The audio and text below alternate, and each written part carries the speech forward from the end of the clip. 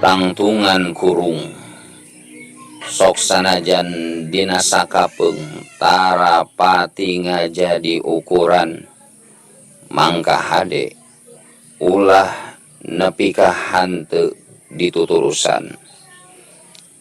jirim kuring dina jroning diri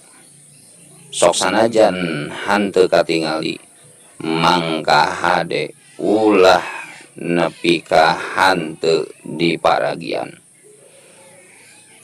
henteu karasa nu ngaranna kabagjaan sok namraktur nongerak dina diri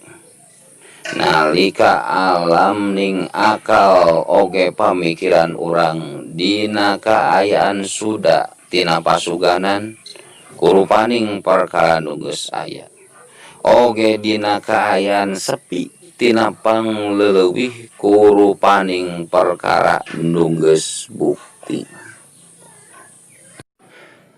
Sorban ulah dibelitkeun